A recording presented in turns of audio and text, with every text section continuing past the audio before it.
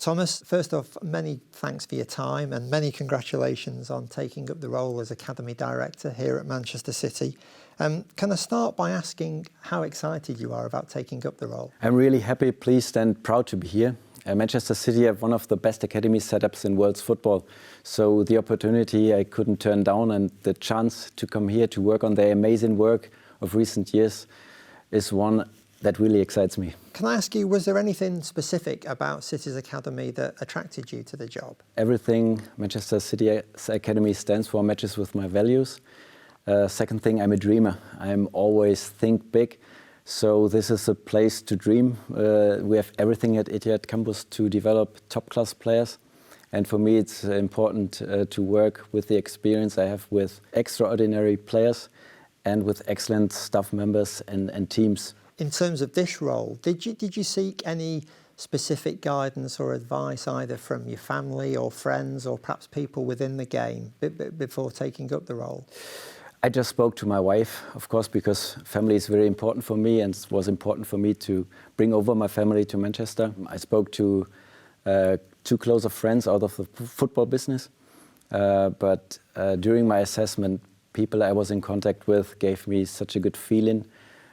So it was not hard for me to say yes when Omar Barada gave me the call. And I can't describe the feeling when he said, "We want you to come over." So I was so happy I can't describe. And then, as I said before, I'm really happy and proud to be here. As you say, I mean, obviously City's Academy has gone from strength to strength over the past few years, with success across the board, across various age groups, and also several players who've obviously gone on to make their impact at first team level.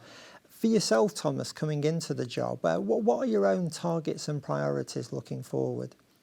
So I structured my first 3 months. First, it's very important to have conversations with my team members, to get to know the people who are in, to learn and to understand their needs and thoughts, and to understand the current structure, the current processes and the current content, of course. And I think the speed of the game will increase. So it's our common task and challenge to develop the future player for the future game. So what skills and abilities do a player need? How is knowledge transfer changing? How is leadership changing? And how can we put all the CFG knowledge together? So those questions really excites me to answer with the teammates. That's fascinating, that, because it sounds like it's not just about the here and now in terms of your job, but it's looking forward to 5, 10 years, perhaps even further in the future, about how to shape an academy and how you look about the approach towards the job. This is like the basic for me when you work in a football academy, because we should have an idea about the game for the future, because we should develop the player of the future. So when we have an idea, let's do it today, because when we know what comes in the future, it's our job in current time to work on it, that the under 11, under 13, under 14 player of 2023 is prepared for the game at 2029. But I guess also, Thomas, is another part of it also building on the structure and the strong foundations that are already in place here, given how successful the Academy has been over the past 5, 10 years? Yeah, for me, it's like getting the good things out of the process we're doing at the moment, and we did a great job in the past. So it's always for me develop what we have in detail and bring all the knowledge together we have in our building with my experience and knowledge to create something special. And like the topic for me is to develop the City future player for the future game. And I can't wait to start working on these things. But first, of course, I have to understand, I have to learn what we are doing at the moment, because my successor and the team did a great job in the past. We are really successful, and we try to keep those successes for the future and work hard on it. That's a really exciting prospect looking forward. But if I can just go backwards slightly, I mean, you've come here from a hugely successful period working in Germany at several top Bundesliga clubs, most latterly as Academy Director at Stuttgart. How do you look back on your time working in Germany and the experience that you've gained there in those various roles? I'm really thankful for my time I had in Germany. Especially I worked for 3 clubs which are really famous in Germany for their youth development programs. Let's say TSG Hoffenheim, they're influenced by Ralf Rangnick. People here know Ralf Rangnick. And I share an office with Julian Nagelsmann. We developed so many things during that period, and I learned so many things from the people over there. Or Bernhard Peters, he's a hockey guy. He gave me always a mirror when I was a coach, because I have a coaching background. I was a youth coach over 18 years. And the next club I'd like to mention is Mainz 05, which is another famous club for their youth development. We had not many resources at Mainz, but the culture in the club, how we work together, and this is the secret why so many successful coaches come from this club, like Jürgen Klopp, Thomas Tuchel, Bo Svensson, Martin Schmidt. So another experience for me to work with most of them together. And the last club was Vfb Stuttgart. And when you have a look in the A national team of the Germans, of course, we are not that successful at the moment, but most of the players have a background, a Stuttgart background. So this is another club which is famous for youth development. So I'm really happy to work for those clubs who had a focus of youth development. Amongst that sort of time in Germany, were you able to keep half an eye on City's academy? Because obviously they've got quite a reputation, not just here in England, but I would imagine in Europe as well. Yeah, of course, I always kept an eye on City's academy, because 22 years ago I did my first steps at my coaching career when I was over as an Erasmus student here in Manchester. So I always kept an eye on City's academy, but also on the development of Manchester City. I know how it felt when I read in the newspaper that they pulled down a main road and go to City of Manchester Stadium. Then it became Etihad Stadium. Then the City Football Group, like New York City was the first club I remember, then Melbourne City. So now Bahia and so many clubs. So I always kept an eye on the amazing work of Ferran, Chiki, Omar, Pep. So now I'm really proud to be part of it. Could I just ask about your own stylistic influences and approach, and for you, what you see as being the key factors behind what makes a successful academy? For me, it's always the question about having the right people. So the people are the key for me, or the people is the key for me. Second thing is the culture, to have the right culture in our building with a high performance standard, a uniform game vision and methodology. And it's brilliant that we have something like this at City. So that the structure of the transition phase is also very important for me. And I believe in individualization and youth development, not only for the players, it's the same importance for staff members. And those are the key facts for me. I think you spent the season here working between 2000 and 2001. And what are your specific memories of that time, Thomas? I can't say everything, but I remember I used to live in the city center, close to the Palace Hotel. I think it's not Palace Hotel today, but I remember I always took the stage bus or the magic bus to Whitworth Park. Sometimes after training we went to the Curry Mile with the other coaches, I remember, and I walked through to Plat Lane. A wonderful time. Their openness of the people. I'm so thankful that Jim Cassell, the former Academy Director, gave me the opportunity to work with the 10-year-old boys, with another coach called Paul. And I learned so many things during that time. People like Paul Power gave me a direction in my coaching career. So I'm really thankful to be part of Manchester City. It's 22 years ago, so it was so special for me when Omar Barada gave me the phone call that they wanted me back. So, but of course, as you say, I mean, it was a very different Manchester City back then. I mean, can you compare the facilities when you look here what we have at the CFA now with working at Plat Lane back in those days? No, of course you can't compare it. But what you compare and what's quite similar is the quality of the people. I think in former time it was making much out of less. When I think about the squads, it was Kieran Trippier in my team.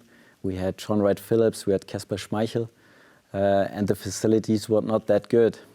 So I think it's, as I said before, it's always the question to have the right people in the building and to build a good culture and to have an idea, a uniform game vision and a uniform methodology, and to have an idea and work together.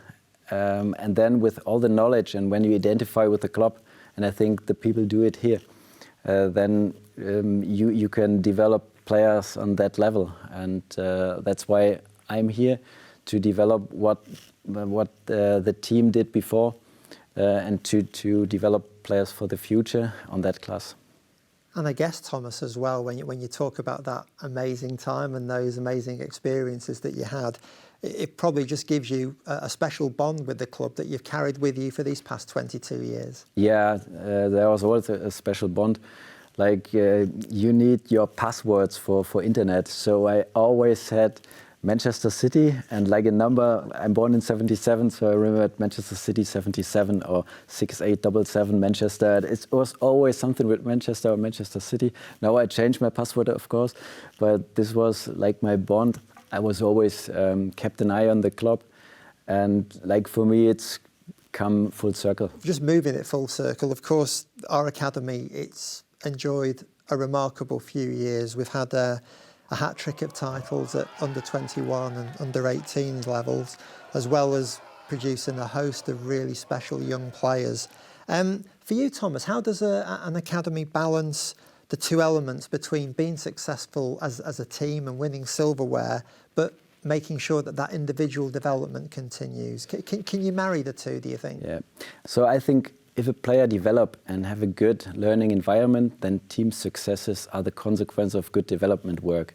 So this is the key for me. This season, it's a slightly different structure with the EDS in that Premier League 2 has been slightly reformed.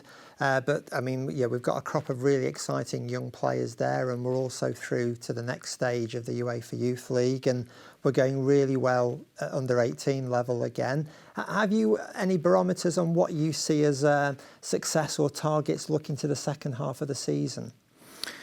I think it was quite successful in the past, and of course our common task and challenge is to develop players at the same level we did in the past.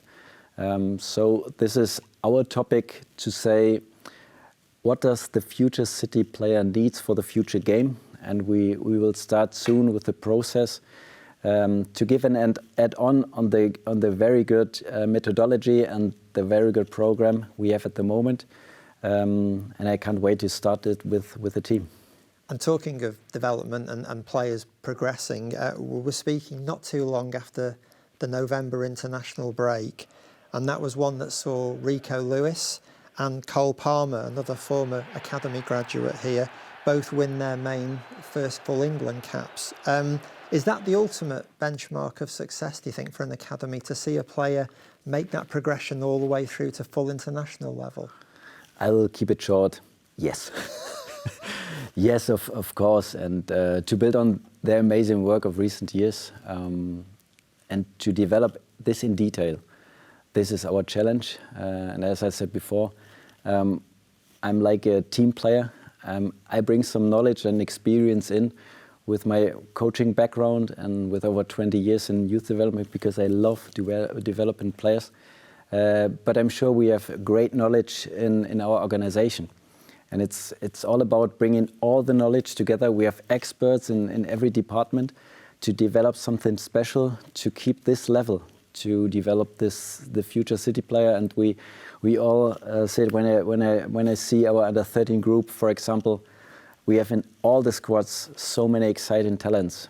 And when we bring in the right content, when we work together with the families, with the parents, and when everybody's love to come here, and we have a good culture in the building and high performance standards, then I'm sure that we continue this story of success. And just finally, I mean, can I ask you how excited you are about the prospects, not just for the rest of this season, but going forward? I mean, your background is unrivaled. You must be so excited about the prospects. Yeah, I am. I can't wait to start working now. Of course, at the moment, I just listen and learn and understand and get to know all the people. And I'm so excited to be here. And so it feels so good. My family is coming over in 2 weeks' time before Christmas. We stay here over Christmas. The school started January the 8th, so my children can't speak English at the moment. That's another challenge for me as a father. So lots of things to do, but so happy and proud to be here and can't wait to start working in detail. very close to Chiki, very close to Omar and all the people in the club. And this is what I really, what I can't wait to start. That's fantastic. Well, first and foremost, thank you so much for your time and wish you all the best going forward. Thank you.